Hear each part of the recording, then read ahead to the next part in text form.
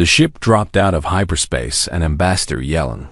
Vasquez felt her stomach lurch as the massive structure came into view through the observation window. A sight that made her breath catch in her throat, and her hands gripped the armrest of her seat. The Axiom Spire hung in the void like a frozen explosion of light and crystal, stretching for hundreds of kilometers in every direction. Its towers and bridges and domes glittering with the reflected light of 1,000 distant stars. "That is where they want us to go?" asked a Sergeant Amara Okonkwo from the seat behind her, her voice steady but carrying an edge of wonder that she could not quite hide. Dr. Marcus Chun looked up from his datapad and pushed his glasses higher on his nose before answering. "The seat of the Galactic Council, home to the 12 elder races, the oldest and most powerful civilizations in the known galaxy. And we are the first humans to ever receive a summons to appear before them." Vasquez turned to look at her two companions. These two people who had been chosen to represent all of humanity in this moment. And she wondered if the weight of that responsibility pressed down on them as heavily as it did on Herakonko was a soldier through and through. Her posture rigid and her dark eyes sharp and watchful. A woman who had fought in 3 different conflicts and earned more medals than she cared to count. But right now she looked like what she truly was. A human being far from home, facing something utterly unknown. Chen was different. His excitement barely contained beneath his calm exterior.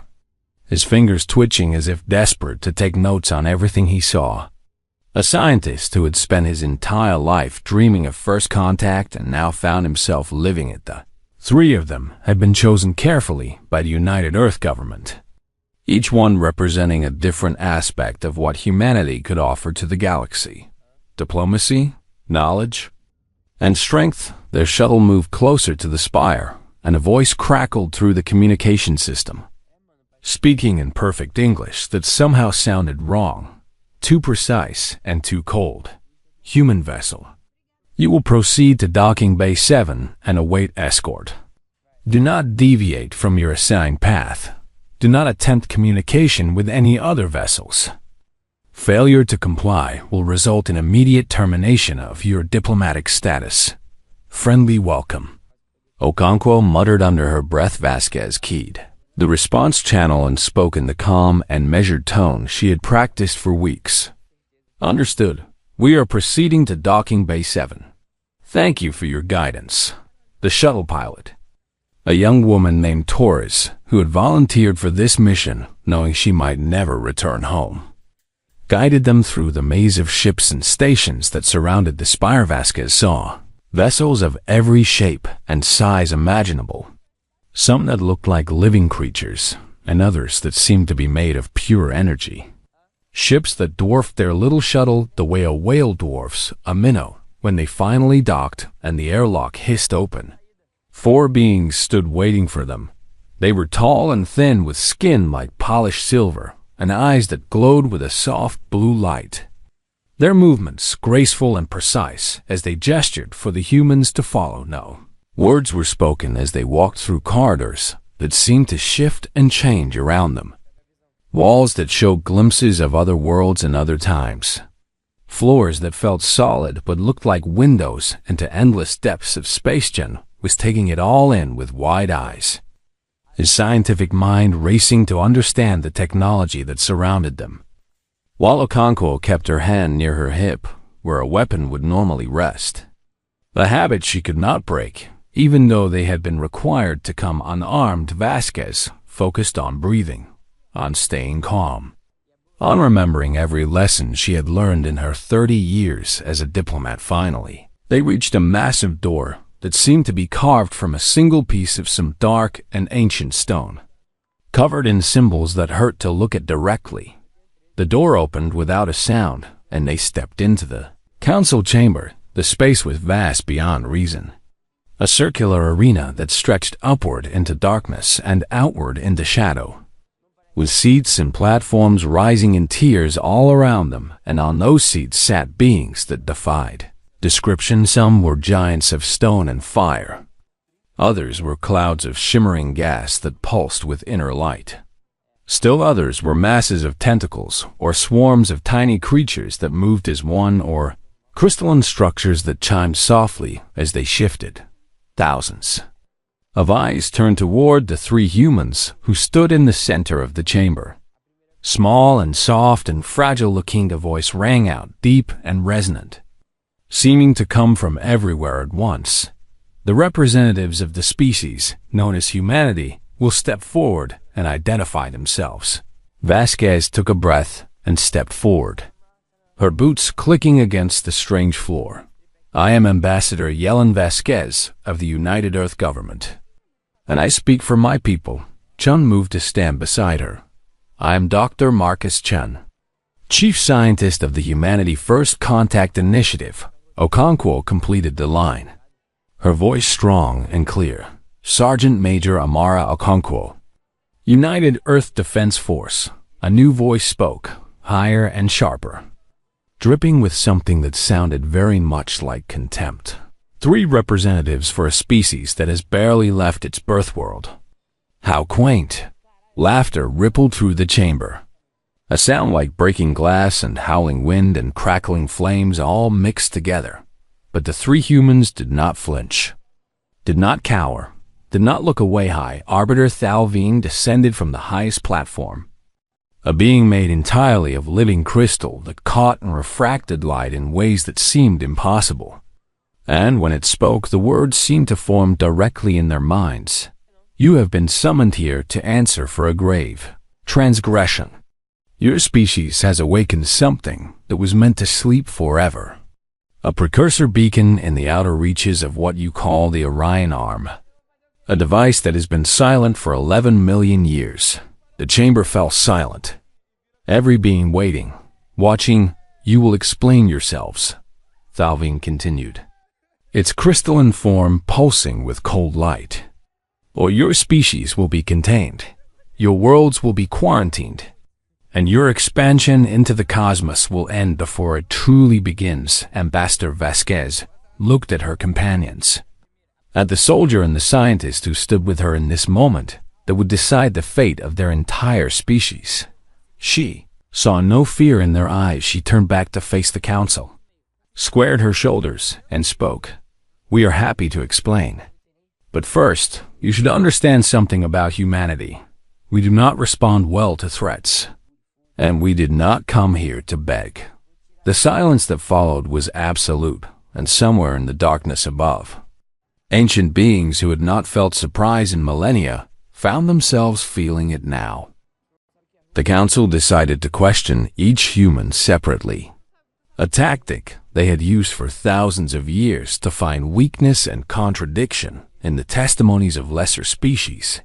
They expected the humans to crumble under pressure, to turn against each other, to reveal the cracks in their unity that all young civilizations carried within them. They were wrong. Ambassador Yellen Vasquez was taken to a smaller chamber where 7 of the elder delegates waited for her, their forms casting strange shadows on the walls that seemed to move with minds of their own. The Kethari delegate spoke first, a being that looked like a tree made of black glass with leaves of silver fire. Tell us of your world, Ambassador. Tell us of your species and how you came to reach for the stars.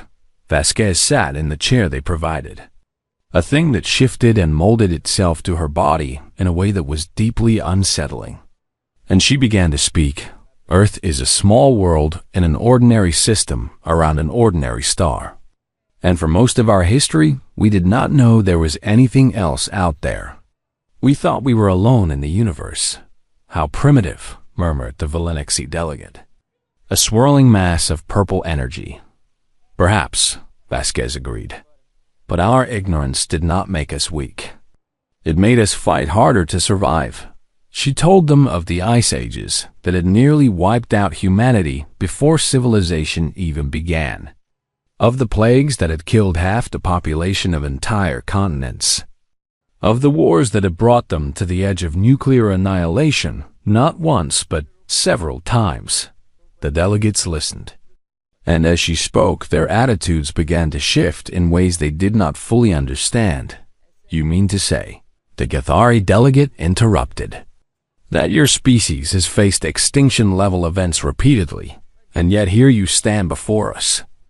Yes, Vasquez said simply. We are very difficult to kill. And we are even more difficult to keep down once we have been knocked down. She spoke of how humanity had rebuilt after every disaster, how they had learned from every mistake, how they had taken the worst that nature and their own foolishness could throw at them and turned it into fuel for their advancement. Every war taught us something. Every plague made our medicine stronger. Every catastrophe united us in ways that peace never could. We are not a species that gives up. We are not a species that accepts defeat. We look at impossible odds, and we find a way through them, or we die trying. The delegates exchanged glances that carried meanings humans could not read. Meanwhile, in another chamber, Dr. Marcus Chun faced a different kind of interrogation. The scientists of the council surrounded him, beings whose intellects had been honed over millions of years, who had unlocked secrets of the universe that humans could barely imagine. They expected him to be intimidated, to stumble over his explanations, to reveal the gaps in human understanding that would prove they were not ready for the galactic stage. Instead, Chun pulled out his datapad and began to explain exactly what he had found in the precursor. Beacon. The beacon activated when our exploration vessel came within range, he said, his voice calm and precise. And it transmitted a series of complex mathematical patterns that took us 3 years to decode. 3 years? Scoffed a being that looked like a giant insect made of bronze. Our ancestors took centuries to decode such patterns. We work quickly when we are motivated, Chun replied with a small smile. And what we found was fascinating. He showed them his analysis.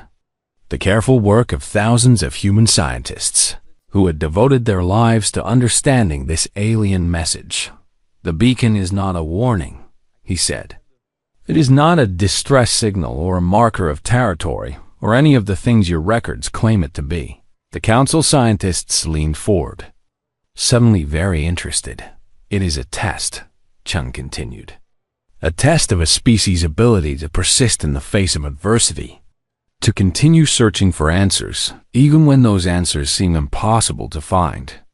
The precursors did not leave these beacons to scare away younger races. They left them to find worthy successors. Silence fell over the chamber. That is impossible, the bronze insect finally said. We have studied the beacons for millions of years and we never found any such purpose. Perhaps, Chine said gently, you were not looking with the right eyes. In the third chamber, Sergeant Amara Okonkwo faced the warriors of the council. The Velkari delegate was the largest being she had ever seen. A creature covered in scales of deep red and gold with 4 arms and 4 eyes and teeth like daggers. A species that had conquered 100 worlds through pure military might. You are the soldier, the Velkari rumbled, its voice like grinding stones. You represent the martial strength of your species. I do, Okonkwo replied, standing at attention with her hands clasped behind her back. And what strength is that exactly? The Velkari laughed, a sound that made the wall shake. Your species is soft and weak. You have no claws, no armor, no natural weapons of any kind. How can you claim to be warriors? Okonkwo met those 4 alien eyes without flinching. We have something better than claws and armor, she said. We have will. Will? The Velkari seemed amused. Will does not stop a plasma bolt. Will does not break through battle lines. Will is nothing but words. Let me tell you about will, Okonkwo said, her voice dropping low and hard. In my planet's history, there was a battle at a place called Thermopylae, where 300 warriors held a pass against an army of hundreds of thousands. They knew they would die. They knew they could not win. But they fought anyway, because their will was stronger than their fear of death. She took a step forward, and something in her eyes made even the mighty Velkari shift back slightly. We have fought wars in trenches filled with poison gas. We have stormed beaches while bullets fell like rain. We have walked on the surface of our moon and dived to the bottom of our deepest oceans. We have split the atom and harnessed the power of stars, not because we were strong, but because we refused to accept that anything was impossible. The chamber was quiet now. We do not ask for rights. Okonkwo continued. We earn them, or we take them. And if you think our lack of claws makes us weak, then you have not been paying attention to what humans can do when we set our minds to something. The Valkyrie delegate studied her for a long moment, and then did something that surprised everyone in the room. It bowed its massive head, just slightly, a gesture of respect that it had not shown to any species in over 1,000 years. Perhaps, it said quietly, we have underestimated you. When the three humans were brought back together in the main chamber, the council had already begun to realize that something was different about these beings from the small blue world. They were soft and short-lived and barely out of their planetary cradle. But they carried something within them that the elder races had lost long ago. The questioning was over, but the real test was just beginning. The council dismissed the humans to a waiting chamber while they convened an emergency session. And for the first time in 3,000 years, the great doors of the inner sanctum were sealed against all observers inside that ancient room. Beings who had ruled the galaxy since before Earth's sun had fully formed argued with a passion that their species had nearly forgotten how to feel. They must be contained, declared Executors In, a creature of living shadow whose darkness seemed to swallow the light around it. They are too unpredictable, too dangerous, too different from everything we have built over the millennia. Contained? The Cathari delegate rustled its silver leaves in what might have been amusement. Did you not hear the ambassador speak? They have survived extinction events that would have ended any of our species. They do not stay contained. Then we must take stronger measures, Sin hissed. And the implication hung in the air like poison. The chamber erupted into chaos. Voices overlapping in a dozen languages and frequencies. The very walls seeming to shake with the force of their disagreements spoke of quarantine, of building barriers around human space that would keep them locked in their little corner of the galaxy forever, while others whispered of darker solutions, of plagues engineered to target human biology, of weapons that could sterilize their worlds and end the threat before it truly began. But through all of this, one being remained silent. The eldest sat at the highest point of the chamber, a form so ancient and so strange that even the other council members had difficulty looking at it directly. A being that had witnessed the birth of the council itself and had seen empires rise and fall like waves upon a shore when it finally spoke. Its voice was like the grinding of glaciers and the whisper of solar wind. And every other voice in the chamber fell silent. You do not understand what you have seen, the eldest said. You look at these humans and you see a young species barely out of its cradle, soft and fragile and short-lived. And you feel fear. The crystalline form of High Arbiter Thalvine flickered. We do not fear them.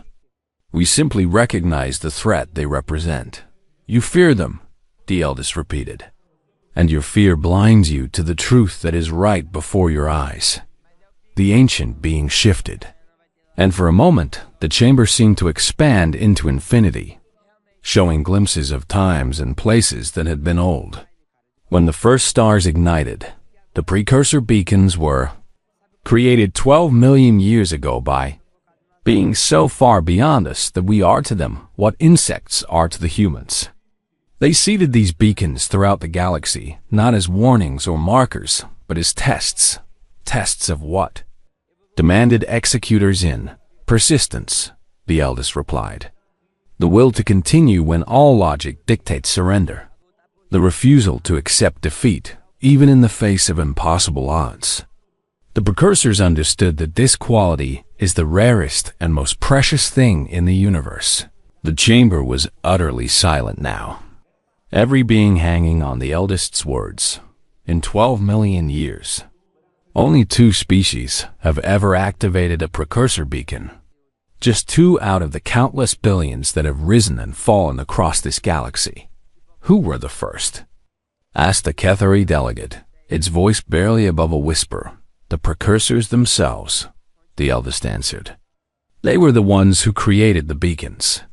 And when they finished their work, they left this galaxy entirely, traveling beyond the edge of the observable universe to destinations we cannot imagine. A ripple of shock passed through the assembly, for this was knowledge that had been hidden from all but the oldest and most powerful members of the council. And the second species, the eldest, continued. The only other beings to ever pass the test of the beacons are the humans. The implications crashed over the council like a tidal wave. That cannot be, Thalvine protested, its crystalline form flashing with agitation. The humans have barely achieved interstellar travel. They know nothing of the deeper mysteries of the cosmos.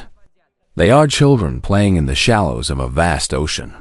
And yet they activated the beacon, the eldest said. They did in less than 10,000 years of sapience what no other species has accomplished in 12 million.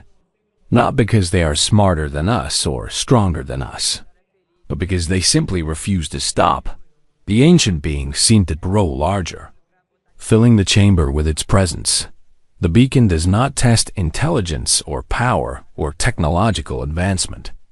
It tests the one thing that cannot be taught or engineered or evolved: the absolute refusal to give up.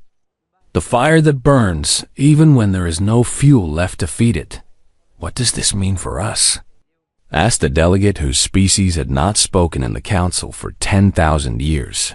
It means, the eldest said slowly, that humanity is not a threat to be contained. They are a force to be reckoned with. A species that will change everything about this galaxy, whether we help them or hinder them. Then what do we do? Executor Zin demanded, its shadow form writhing with frustration. The eldest was quiet for a long moment before answering. The precursors left a message encoded in the beacons. A message that only the species who activated them would be able to read. And that message was simple. We have gone ahead to prepare the way. Follow when you are ready. The council members looked at each other in confusion and dawning horror. The humans are not just another species joining the galactic community, the eldest concluded. They are the inheritors of the precursor legacy. The beings who were meant to carry the torch that was passed down 12 million years ago. And whether we accept this or fight against it, the outcome will be the same. What outcome? Thalvine asked, though something in its voice suggested it already knew the answer. Change, the eldest said. Everything will change. The old order that we have maintained for so long will be swept away. And something new will rise in its place. Something we cannot predict or control. The chamber fell into a silence so deep it seemed to have weight and texture, pressing down on every being present. Finally, High Arbiter Thalvine spoke. Then, we must decide how we will face this change. Whether we will stand against it and be destroyed, or whether we will find a way to adapt and survive. The council voted to reconvene the following cycle. But everyone knew that the decision had already been made. The humans had arrived, and nothing would ever be the same again. The council's offer arrived 3 cycles later, delivered by a delegation of minor functionaries who clearly expected the humans to accept with tearful gratitude. Ambassador Vasquez read the terms carefully, her face revealing nothing of her thoughts. They are offering us guidance, she said to her companions in the privacy of their quarters. Integration into the galactic community under the supervision of 3 elder races. Our technology would be regulated, our expansion would be controlled, and our species would be protected from the dangers of the wider galaxy. Protected, Okonkwo repeated, tasting the word like something bitter. That is another word for imprisoned, Dr. Chun nodded, scrolling through additional documents on his datapad. If we refuse, they will implement sanctions. Our ships will be turned back at the borders of human space. and any attempt to expand will be met with force. The three of them sat in silence for a moment, contemplating a choice that would determine the future of their entire species. What do you think the people of Earth would want? Vasquez asked quietly. They would want us to fight, Okonkwo said without hesitation. They did not send us here to surrender. They sent us here to show the galaxy what humanity is made of. Fighting 12 star-spanning empires would be suicide, Chun pointed out. We have nothing that could stand against their fleets. Our weapons are toys compared to theirs. And they have been waging wars since before our ancestors climbed down from the trees.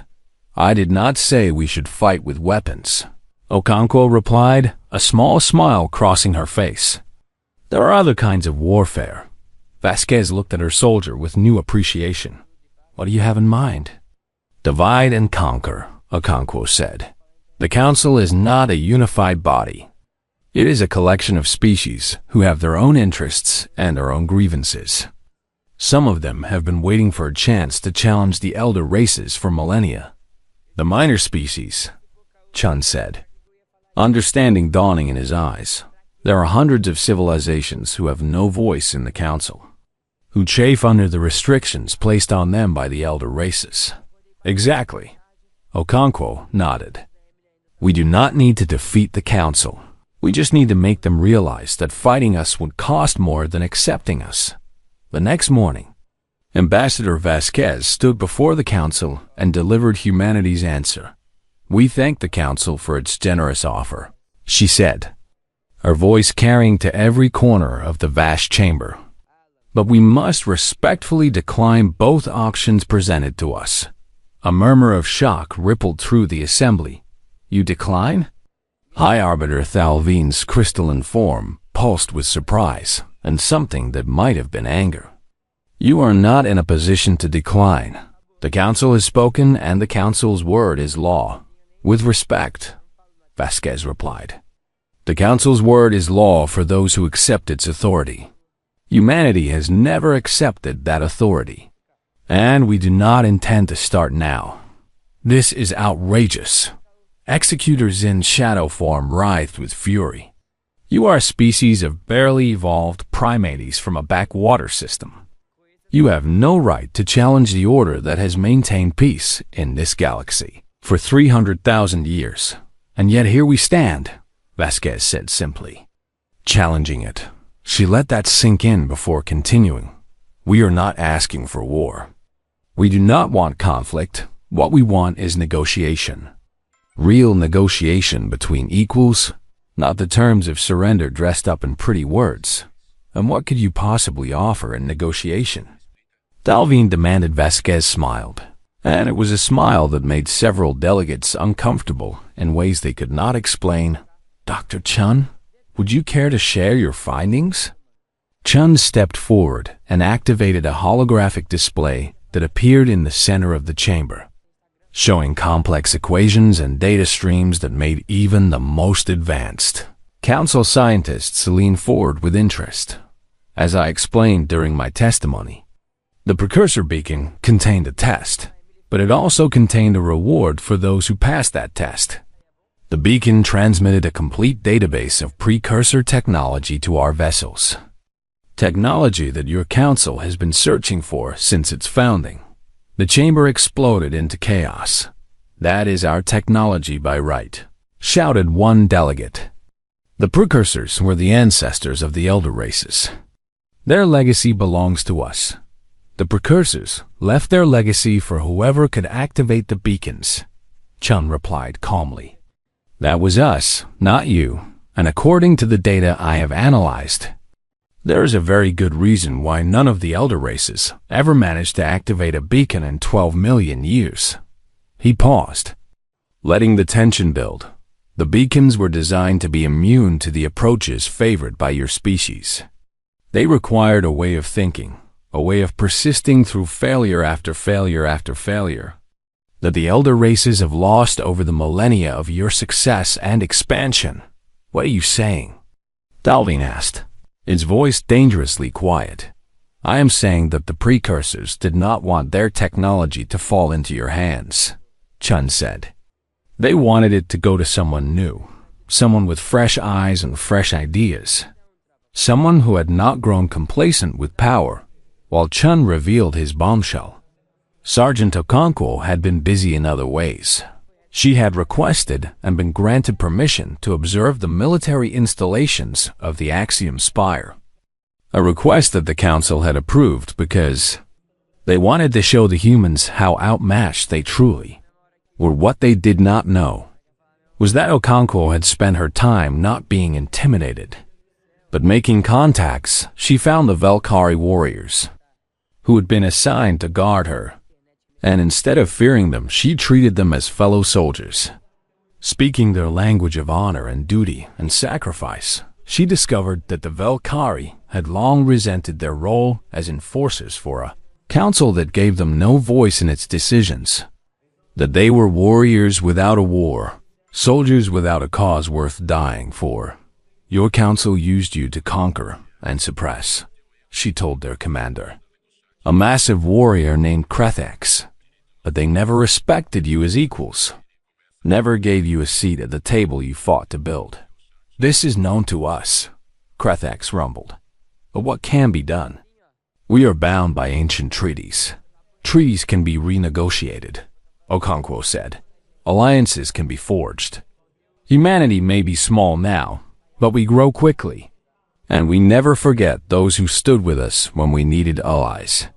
The first joint military exercise between human and Valkyrie forces was scheduled before the council even knew it was happening. Similar conversations were happening throughout the Spire, as human diplomatic and scientific teams made contact with the minor species who had been overlooked and marginalized for millennia, the Crystalline Collective, who had been denied full membership because their form of consciousness was too different, found kindred spirits in human scientists who were fascinated by their unique perspective on reality, the wandering fleets, nomadic civilizations who had been forbidden from settling on any world, discovered that human governments were already discussing the possibility of offering them a home in human space. One by one, the foundations of the Council's power began to crack within a single Council cycle. Humanity had done what no species had accomplished in 300,000 years. They had made the Galactic Council afraid, not of what humanity could do to them, but of what humanity could become, and they had done it without firing a single shot. 6 months had passed since 3 humans had first set foot in the Axiom Spire. 6 months that had changed the shape of Galactic politics in ways that would be studied and debated for centuries to come. The final assembly was nothing like the first Ambassador Yellen Vasquez walked through. The same corridors she had walked before, but now the beings she passed did not look at her with contempt or dismissal.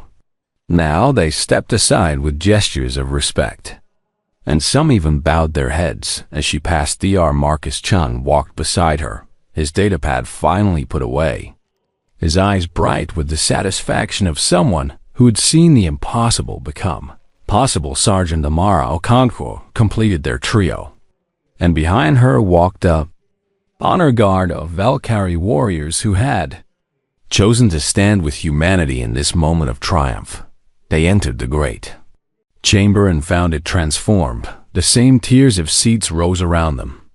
The same impossible beings filled those seats. But the atmosphere was completely different, charged with something that felt like anticipation and perhaps even hope. High Arbiter Thalvine descended from its platform to greet them personally, its crystalline form glowing with colors that the humans had learned to recognize as respect. Ambassador Vasquez, Thalvine said, and there was none of the contempt that had colored its voice at their first meeting. The Council welcomes you and your companions. Thank you. High Arbiter, Vasquez replied. We are honored to be here. The eldest was already present, sitting in its place at the highest point of the chamber, and when it spoke, its voice carried to every corner of the vast space. We are gathered to recognize what has happened in these past months, the ancient being said, and to acknowledge what it means for the future of this galaxy. one by one. The delegates spoke. The Cathari delegate rose and described how human scientists had shared knowledge freely with their researchers, forming partnerships that had already led to breakthroughs in understanding the pause. Precursor technology. The crystalline collective spoke of the friendship that had formed between their kind and humanity, a bond based on mutual curiosity and genuine respect. Even executors in whose shadow form had argued most strongly for humanity's destruction, stood and admitted that the humans had proven themselves in ways that could not be denied. "We misjudged you," Zin said, its voice carrying something that might have been admiration. "We saw your softness and your short lives, and we thought you were weak. We did not understand that your very limitations are what make you strong." Commander Krethax of the Valkyrie stepped forward, his massive form drawing all eyes in the chamber. "My people have served the Council for 50,000 years, he rumbled. "We have fought and died to maintain the order that the elder races created. But in all that time, we have never been offered true partnership. We have never been treated as equals." He turned to look at Okonkwo, and in his 4 eyes there was something that transcended the differences between their species. "The humans offered us what the Council never did," he said. "They offered us respect. They offered us a place at their table, not as servants but as allies. And for this we have pledged ourselves to their cause." The implications of a Valkyrie alliance with humanity sent ripples of shock through the assembly, for it meant that the Council's most powerful military force was no longer entirely under their control. Finally, the eldest spoke again. "You have proven unexpected," it said, addressing the 3 humans who stood at the center of the chamber. "The cosmos has its patterns, its rules, its predicted outcomes. Your species defies them all."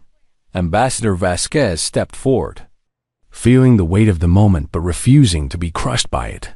"We are not here to defy anyone," she said, her voice clear and strong. "We are not here to overthrow your order or destroy what you have built. We are here because humanity refuses to be contained, cataloged, or dismissed. We are here because we do not wait for permission to exist." Dr. Chun added his voice. The precursors did not leave that beacon as a test of worthiness. They left it as an invitation to whoever was stubborn enough, curious enough, and reckless enough to answer it. We answered, and we intend to follow wherever that path leads. Sergeant Okonkwo said nothing, but she did not need to. She simply stood at attention, a soldier representing a species of soldiers, artists, dreamers, and survivors. Her very presence a reminder of everything humanity had endured to reach this moment. The eldest was quiet for a long moment, and in that silence the fate of humanity hung in the balance. Then the ancient being did something that it had not done in 200,000 years. It laughed. The sound was like mountains falling and stars being born, like the first breath of a new universe. And it filled the chamber with a warmth that no one had expected. "Very well," the eldest said, and there was something in its voice that might have been joy. "Let it be known throughout the galaxy that this day marks a new beginning. The old order has served its purpose, but now it is time for something new." The being turned to address the full assembly. "I call for a vote on the admission of humanity to the Galactic Council, not as a subordinate species under guidance, but as a full member with all the rights and responsibilities that entails." The vote was not even close. For the first time in the 300,000-year history of the Galactic Council, a new seat was added to the assembly, and when Ambassador Vasquez took her place in that seat, flanked by her scientist and her soldier, the chamber erupted into something that sounded almost like applause later, as their shuttle prepared to take them back to Earth with news that would change everything. Da-Chun asked a question that had been bothering him. The eldest said that only 2 species ever activated the beacons, the precursors and us, but it also said the precursors left the galaxy millions of years ago. So what happened to all the beacons they left behind? What were they waiting for? Okonkwo shrugged. Maybe they were waiting for someone stupid enough to poke an ancient alien artifact, just to see what would happen. Vasquez smiled at that. But her mind was already racing ahead to the challenges that awaited them. The treaties to be negotiated, the alliances to be forged, the future to be built. Whatever they were waiting for, she said. I think they finally found it. Through the observation window.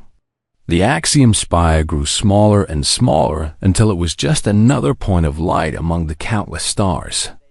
And as they jumped to hyperspace and began the long journey home, the three humans allowed themselves a moment of quiet satisfaction. They had come to the Galactic Council as representatives of a small and overlooked species, summoned to answer for a crime they did not commit, threatened with extinction if they did not submit. They were leaving as equals, as partners, as the newest and perhaps most dangerous members of a community that had existed since before their world was formed, and somewhere out beyond the edge of the observable universe, in places that mortal minds could not imagine, the beings who had once called themselves precursors felt a ripple in the fabric of existence. Someone had finally answered their call. Someone was finally coming to join them and the cosmos. Ancient and vast and utterly unprepared for what was about to happen. Shivered with anticipation, humanity had arrived.